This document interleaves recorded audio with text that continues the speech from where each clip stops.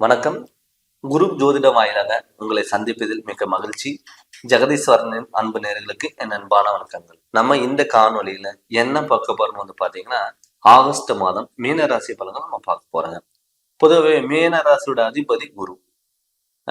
மீன ராசிக்காரங்க பொதுவாகவே கலவரும் இல்லை நல்லவரும் இல்லை. எப்படிப்பட்ட பிரச்சனை வந்தாலும் சமாளிக்கக்கூடிய திறமை எப்பவுமே மீன ராசிக்காரங்களுக்கு இருக்கும். கோபம் பிடிவாத குணங்கள் இருந்தா கூட எல்லாத்துக்கிட்டையும் ஒரு சமமா பேசணும், அவங்க யாருக்கிட்டையும் பகச்சிக்க கூடாது அப்படிங்கிற எண்ணம் கொண்ட ராசி எதுன்னா மீன ராசி. இப்ப இந்த மீன ராசிக்கு தன்னுடைய ஆகஸ்ட் மாதத்துல கிரக நிலையிலான ஏற்படக்கூடிய மாற்றங்கள் என்னென்ன அப்படின்னு நம்ம பார்க்க போறோங்க. இப்ப கோச்சாரப்படி மீன ராசியில ராகு பகவான் இருக்காரு. உங்க ராசிக்கு 12ஆம் இடத்துல கும்பராசியில சனி வக்கரம் அடைஞ்சிருக்காரு. அது இல்லாம உங்க ராசியில இருந்து 3ஆம் இடத்துல உங்க ராசி நாதன் குரு பகவான் ரிஷப ராசியில செவ்வாயோட சேர்க்கு பெற்றிருக்காரு. அது இல்லாம 5ல கடக ராசியில உங்க ராசிக்கு 5ஆம் இடத்துல புதனும் சூரியனும் சேர்க்கை, 6ஆம் இடத்துல சுக்கிர பகவானும், 7ஆம் இடத்துல சனியோட கன்னி ராசியில கேது பகவான் இருக்காரு. இது இந்த மாதத்தனோட கிரக நிலை. இப்ப உங்க ராசிநாதன் குரு உங்க குடும்பஸ்தானத்தோட அதிபதியோட சேர்ந்து சுக்கிரனோட வீட்டுல இருக்காரு. அப்படி இருக்கும் பொழுது குருவும் செவ்வாயும் சேரும் பொழுது உங்களுடைய குடும்பத்துல நல்ல நிகழ்ச்சிகள் நடைபெறும், சுபகாரியங்கள் கைகூடி வரும். இப்ப ஆல்ரெடி உங்களுக்கு விரயச்சனை நடந்துட்டு இருக்கு. அந்த விரயச்சனையில சனி வக்கரம் அடைஞ்சிருக்கு. இதுக்கு முன்னாடி பார்த்துட்டீங்கன்னா விரயங்கள் உங்களுக்கு எவ்வளவு சம்பாதிச்சாலும் மிச்சம் பண்ணிருக்க முடியாது. தேவையில்லாத விரயங்கள், கடன் தொல்லைகள், ஹாஸ்பிட்டல் செலவு விரயங்கள், இது மாதிரிலாம் நடந்திருக்கும். இப்ப சனி வக்கரம் அடைஞ்சு உங்க ராசிநாதனோட செவ்வாய் சேரும் பொழுது சுப நிகழ்ச்சிகளா மாறப்போகுது. சுப நிகழ்ச்சிகள் என்னன்னா, திருமணம் நடக்காதவங்களுக்கு கட்டாயம் திருமணம் நடக்கும். இப்ப விரயச்சனையில சுப விரயங்கள் நீங்க திருமணம் பண்ணும் பொழுது கண்டிப்பா அந்த வாழ்க்கை நல்லா இருக்கும். நிறைய பேர் 7 சனையில திருமணம் பண்ணலாமா அப்படிங்கிற எண்ணம் அவங்களுக்குள்ள ஓடிட்டு இருக்கும். கண்டிப்பா தாராளமா சுப விரயங்கள் நீங்க பண்ணும் பொழுது ஹாஸ்பிட்டல் செலவு விரயங்கள் இருக்காது. திருமணம் ஆகாதவங்களுக்கு கட்டாயம் திருமணம் நடக்கும். இதுக்கு முன்னாடி நீங்க ஒரு பொண்ணோ பையனை பார்த்துருந்தீங்கன்னா கடைசி டயத்துல ஒரு நிச்சயம் பண்ண டயத்துல, மண்டபத்துக்கு அட்வான்ஸ் கொடுக்குற டயத்துல, பத்திரிக்கை அடிக்கிற டயத்துல கூட கேன்சல் ஆயிருக்கலாம். அவங்களுக்கெல்லாம் பாத்தீங்கன்னா இப்ப அந்த வாழ்க்கைய திரும்பி கிடைக்கக்கூடிய வாழ்க்கையும் இருக்க போகுது. திருமணம் ஆகாதவங்களுக்கு கட்டாயம் திருமணம் நடக்கும். அது மட்டும் இல்ல, கணவன் மனைவிக்குள்ள எப்பவுமே கருத்து வேறுபாடுகள் நம்ம பிரிஞ்சிடலாம். இனிமேல் நம்ம லைஃப்ல நமக்கு ஒத்து வராது. கணவன் பேச்சு மனைவி கேட்க மாட்டாங்க, மனைவி பேச்சு கணவன் கேட்க மாட்டாங்க. எப்ப பார்த்தாலும் குடும்பத்துல பிரச்சனை, நான் என்ன சொல்றது, நீ என்ன கேட்கறது அப்படின்னு நினைச்சவங்களுக்கு எல்லாம் கண்டிப்பா உங்களுக்கு இது ஒரு அற்புத பலன் தான் இருக்கும். கணவன் மனைவிக்குள்ள ஒரு அந்யுன்யம் பிறக்கக்கூடிய ஒரு மாதமா இந்த மாதம் இருக்க போகுது. அது இல்லாம ஜென்மத்துல உங்க ராசியிலேயே ராகு பகவான் இருக்காரு. இந்த ராகு பகவான் இருக்கிறதுனால நிறைய பேருக்கு பார்த்துட்டீங்கன்னா இந்த குடல் சம்பந்தப்பட்டது, நுரையீரல் சம்பந்தப்பட்டது, ஸ்கின் ப்ராப்ளம், வயிறு சம்பந்தப்பட்ட பிரச்சனைகள்னால அவதிப்பட்டு இருந்திருப்பீங்க.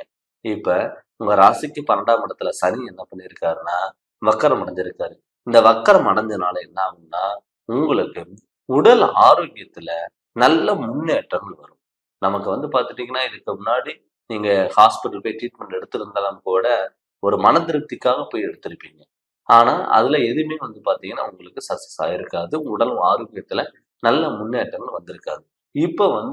இப்ப ராகு பகவான் உங்க ராசியில இருந்தாலும் கூட உங்க ராசிக்கு 12ஆம் இடத்துல கேது பகவான் சனி பகவான் இருக்கிறதுனால, அது சனி மக்கரம் அடைஞ்ச இருக்கிறதுனால தொழில்ல, குடும்பத்திலையும், உடல் ஆரோக்கியத்திலையும் நல்ல முன்னேற்றங்கள் வரும்.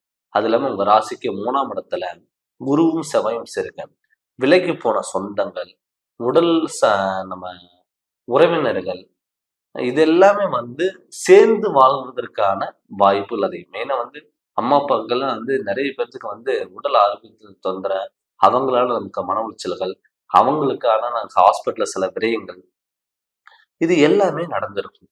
அவங்களுக்கெல்லாம் பார்த்துட்டீங்கன்னா நல்ல முன்னேற்றம் கண்டிப்பா இருக்கும். முடிஞ்ச அளவுக்கு நீங்க என்ன பண்ணணும்னா சனிக்கிழமை நான்வெஜ் சாப்பிட்றத அவாய்ட் பண்ணிட்டு முடிஞ்ச அளவுக்கு விநாயகரோட வழிபாடுகள், ஆஞ்சநேயரோட வழிபாடுகள் நீங்க பண்ணுங்க. கண்டிப்பா உங்களுக்கு நல்ல வாய்ப்புகள் இருக்கும். அது மட்டும் இல்லாம, உங்க ராசிநாதன் வியாழக்கிழமை அன்னைக்கு தட்சிணாமூர்த்தி வழிபாடுகள் பண்ணுங்க. தட்சிணாமூர்த்தி வழிபாடுகள், குரு பகவான வழிபாடுகள் பண்ணும் பொழுது, உங்களுக்கு உங்க மேலேயே நம்பிக்கை வரும். திடீர் அதிர்ஷ்டங்கள் தேடி வரும். அ ஒரு கிட்டத்தட்ட வந்து ஒரு 1 வாரம் நீங்க கஷ்டப்பட்டாலும் கூட, அந்த 7வது நாள் உங்களுக்கு நல்ல வாழ்க்கை அமையும். நீங்க நினைச்சதெல்லாம் கைக்கூடி வந்துரும். அதனால கண்டிப்பா நீங்க ட்ரை பண்ணுங்க. குழந்தை பாக்கியம் இல்லாதவங்களுக்கெல்லாம் கண்டிப்பா குழந்தை பாக்கியம் கிடைக்கும். ஏன்னு கேட்டா குருவோட செவ்வாய் சேர்க்கும் பொழுது, சுக்கிரனோட அதிபதியோட வீட்ல இருக்கிறனால, கண்டிப்பா உங்களுக்கு நல்ல வாய்ப்புகள் தேடி வரும். குழந்தை பாக்கியங்கிறது கண்டிப்பா கிடைக்கும். இடமாற்றங்கள், வண்டி வாகன மாற்றங்கள் இதெல்லாம் தாராளமா நீங்க பண்ணலாம். முடிஞ்ச அளவுக்கு இரவு நேரத்துல டிராவல் பண்றது கொஞ்சம் கவனமா தான் இருக்கணும். பட் சனி வக்கரம் அடைஞ்சிருக்கனால, வாகனங்கள் முடிஞ்ச அளவுக்கு கவனமா இருங்க. யாருக்கு ஜாமீன் இழுத்து போறதோ, சப்போர்ட் பண்றதோ, கொடுக்கல் வாங்கல் பண்றதோ, அது முடிஞ்ச அளவுக்கு தவிர்த்துக்கோங்க. இத விட அது பெருசு, அத விட அது பெருசுன்னு சொல்லிட்டு இருக்கிறத விட்டுட்டு பறக்கறதுக்கு ஆசைப்பட வேண்டாம். மறுபடியும் வெளியூர் பயணங்கள், வெளிநாடு பயணங்கள், திடீர் அதிர்ஷ்டங்கள் கண்டிப்பா உங்களுக்கு தேடி வரும். அதனால வந்து நெறைய பேத்துக்கு வந்து பாத்தீங்கன்னா, வெளியூர் நம்ம வந்துட்டோமே, வெளிநாடு வந்துட்டோமே, நம்ம அங்கேயே இருந்திருக்கலாமே, நம்ம இங்க வந்து நம்ம கஷ்டப்படணுமா? அப்படின்னு நெனைச்சவங்களுக்கெல்லாம் கண்டிப்பா நல்ல வாய்ப்புகளா தான் இது அமையும். அதனால முடிஞ்ச அளவுக்கு பொறுமையா நீங்க இருந்தாவே எல்லாமே நீங்க சாதிப்பீங்க. ஏன்னு கேட்டீங்கன்னா, உங்க ராசிக்கு 12ஆம் இடத்துல சனி வக்ரம் அடைஞ்சிருக்கனாலயும், உங்க ராசிக்கு 8ஆம் இடத்துல கேது பகவான் இருக்கனாலயும், 7ஆம் இடத்துல கேது பகவானும், 6ஆம் இடத்துல சுக்கிரன் பகவான் இருந்தாலுமே கூட, மறைமுகமான பிரச்சனைகள் இருந்தாலும், மறைமுகமான உறுப்புகள் இருந்தாலும், பாதிச்சிருந்தாலும், அது நல்ல முன்னேற்றம் குடுக்கக்கூடிய ஒரு மாதமா இந்த மாதம் ஆகஸ்ட் மாதம் இருக்க போகுது. கண்டிப்பா நல்ல மாற்றங்கள் வரும். கணவன் மனைவிக்குள்ள எப்ப பார்த்தாலும் கருத்து வேறுபாடுகள். ஏன்னு கேட்டீங்கன்னா, 7 சனி நடந்துட்டு இருக்கனால, நம்ம நல்லதே பண்ண போனாலும் நமக்கு கெட்டதா வந்து முடியலாம். பண்ணாத தப்புக்கு தண்டனை அளிக்க வேண்டிய சூழ்நிலை வரலாம். அது முடிஞ்ச அளவுக்கு தவிர்த்துக்கோங்க. யாருக்கு ஜாமீன் கையெழுத்து பண்றது, சப்போர்ட் பண்றது, கொடுக்கல் வாங்கல் பண்றது, நான் இருக்கிறேன், என்ன நம்பி எல்லாமே நீங்க பண்ணுங்க அப்படின்னு சொல்லிட்டு நீங்க போய் முன்னாடி போய் நின்னு மத்தவங்களுக்கு சப்போர்ட் பண்றது, அது முடிஞ்ச அளவுக்கு நீங்க தவிர்த்துக்கோங்க. நம்ம பையன் வந்து நம்ம சொன்ன பேச்சு கேட்கல, பொண்ணு சொன்ன பேச்சு கேட்கல. அதனால வந்து பேரண்ட்ஸ்க்கு வந்து மன உளைச்சல்கள் கண்டிப்பா வரலாம். அது நீங்க கவலைப்பட வேண்டாங்க. தன்னுடைய சுய ஜாதகத்துல நடக்கக்கூடிய திசாபுத்திகள் எப்பவுமே வந்து நம்ம கிரகங்களின் கோச்சாரப்படி நமக்கு இருந்தாலுமே கூட, தன்னுடைய சுய ஜாதகத்துல முழு பலன் நீங்க தெரிஞ்சுக்கோங்க. நம்ம 7 சனி ஒரு பக்கம் நடந்தா கூட, அந்த சனி நம்ம ஜாதகத்துல எங்க இருக்காரு? அந்த சனி நமக்கு யோகக்காரனா இருக்காரா? அப்படின்னு நம்ம முழு ஜாதகத்த பார்த்தா தான், முழு விளக்கங்கள நம்ம சொல்ல முடியுங்க. அதனால உங்களுடைய ஜாதகம் நீங்க முழு பலனும் நீங்க தெரிஞ்சுக்கணும்னு சொல்லி நீங்க விருப்பப்பட்டீங்கன்னா, என்னுடைய ஃபோன் நம்பருக்கு நீங்க ஃபோன் பண்ணி கன்சல்ட் பண்ணுங்க. கண்டிப்பா உங்களுக்கு நல்ல விளக்கங்கள் வந்து நான் தரேங்க. இந்த சேனல் நீங்க ஃபர்ஸ்ட் டைம் பார்க்குற மாரி இருந்தா சப்ஸ்கிரைப் பண்ணுங்க. பெல் பட்டன டச் பண்ணுங்க. உங்க நண்பர்களுக்கு ஷேர் பண்ணுங்க. நன்றி, வணக்கம்.